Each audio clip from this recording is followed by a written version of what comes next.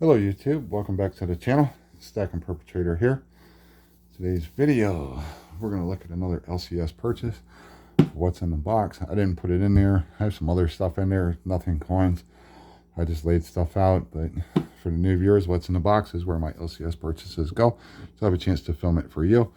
Then I determine if it goes in an album collection, in a box for my permanent stack, or another box for a future sell, trade, or upgrade for gold, if the GSR is in my favor. And we're going to take a look at some Washington quarters. I only have 4 here. And I want to tell a little story on this. I've been in a couple live streams with Department of Numismatics, and last, what was it, Friday night, was on with Department of Numismatics and Gen X Collectible. If you haven't followed either one of them, you need to. I'll put links to both their channels down below. Gen X does a good job of keeping up with eBay, or sales on eBay for some of the new mint releases and everything. It's pretty good information. Keeps you abreast of how sales are going. But my LCS, I had already made a purchase. I still haven't. I got another video, go through some Morgans and a couple $50 Walking Liberties I got. I'll show those and the reasons why I bought those. But I'd already purchased those, and then I did a video on the Merc Dimes where I got the Micro S. That was all part of the same purchase. But after I made my purchase, I was sitting back at a table where they let me sit and look through stuff.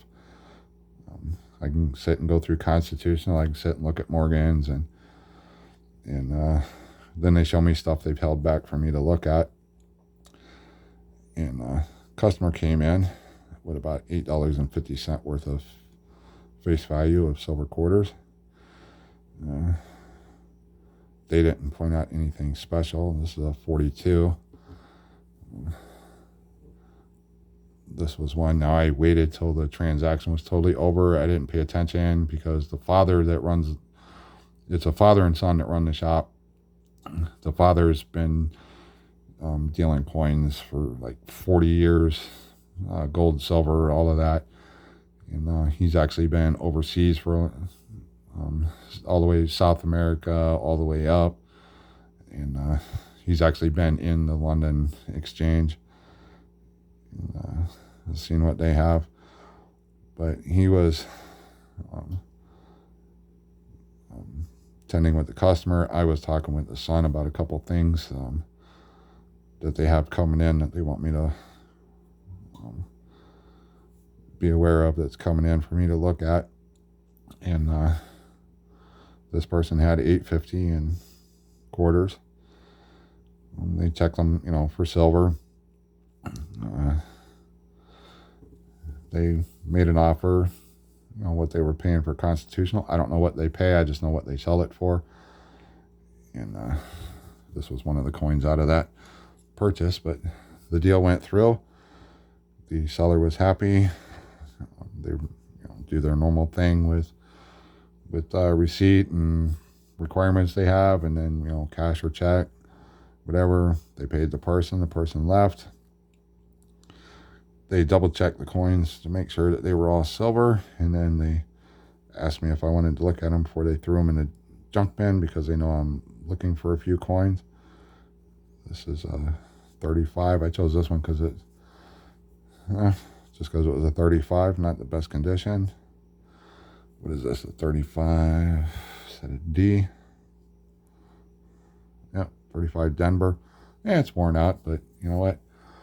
The reason I got a couple of these is because I just wanted to make it an even dollar face value purchase. This one's not bad, 1932. A little toning on it. It's seen some circulation. Not bad on the reverse. The reason I got a couple of these, like I said, I wanted to even it out to a dollar purchase. Because here's another 32. And this is the coin. I couldn't believe that this was technically just came across the counter, going into the junk bin. I got to look at it before the coins went in the junk bin. This is 32. And this is why I say when you go to your LCSs, they don't check everything.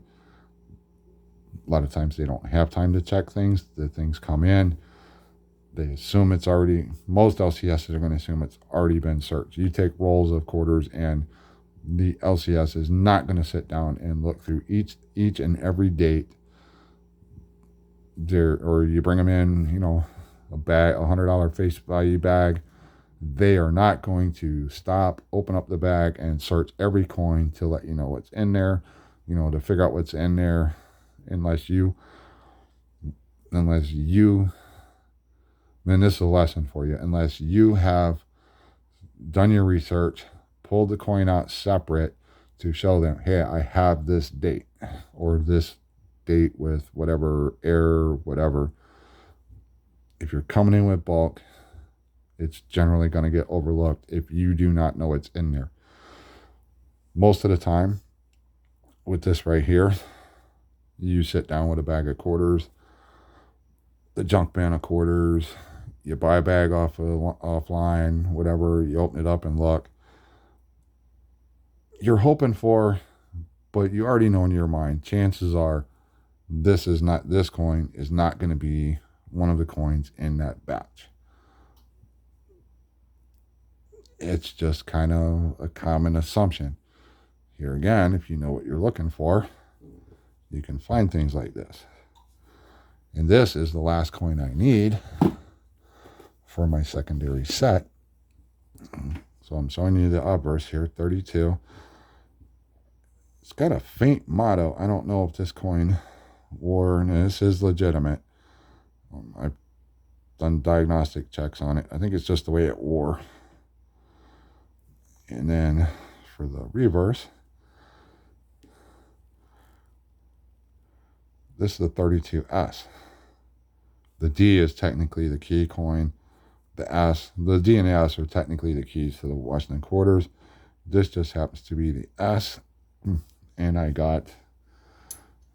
that's why I bought these other three, just to make my purchase an even dollar. But 32S.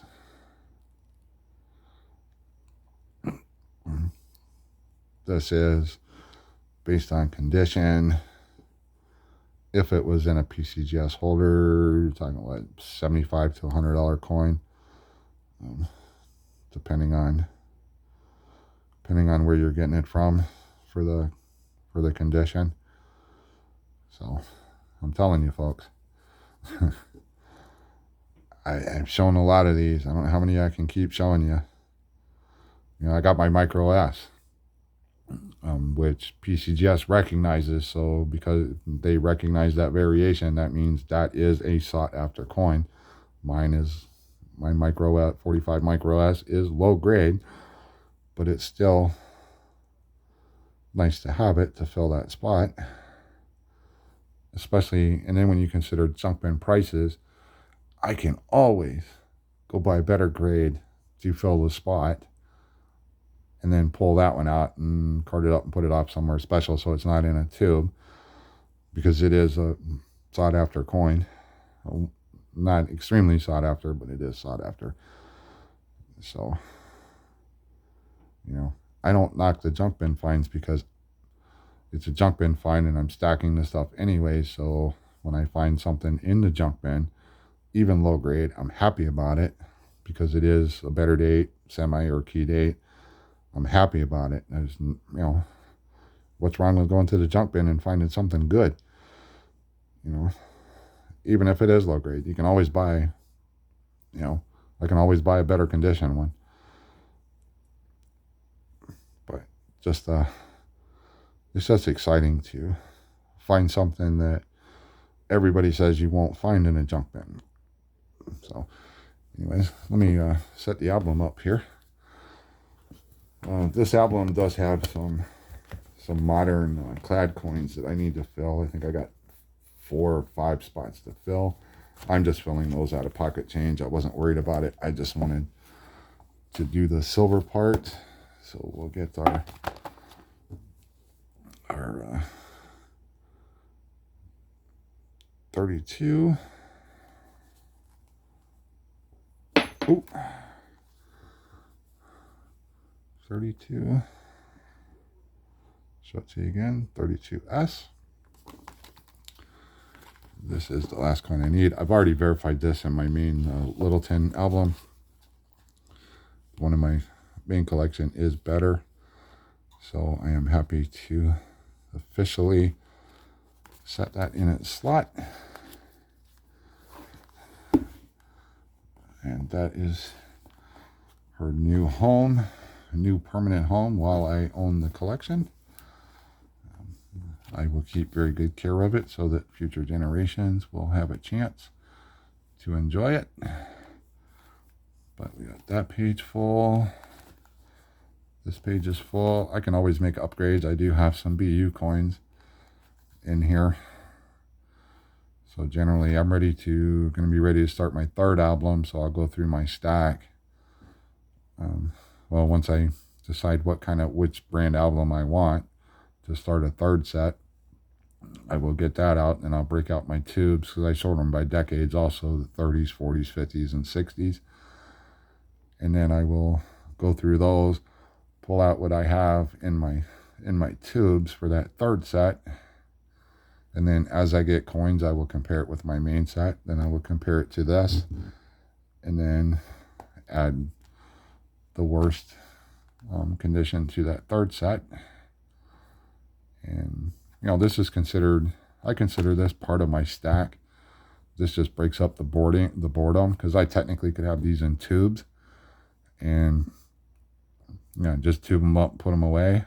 But this is just, if I'm stacking them anyways, why not try to make a set? That's the way I look at it.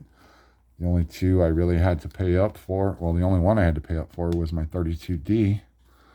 And the rest of these were pretty much junk bin finds. Even some of the BUs, I got those. I got a lot of these BUs from the junk bin. Generally you find your 59s through 64s. Those are the easy ones to find in BU. Usually people have them saved up in rolls and stuff. But I still have a few back here in the clad. There's 3 on this page.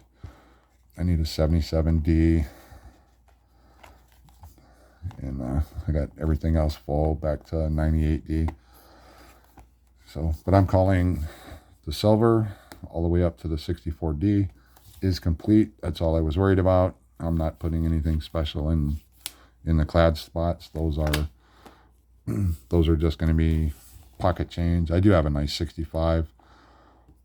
I think that was from the SMS set. I had an extra one, so I went ahead and filled it in here. But other than that, another set is done. So I'm on to the next one. When I get an album, I'll let you know what I choose for the third album. This one I got the owners of the coin shop before these owners.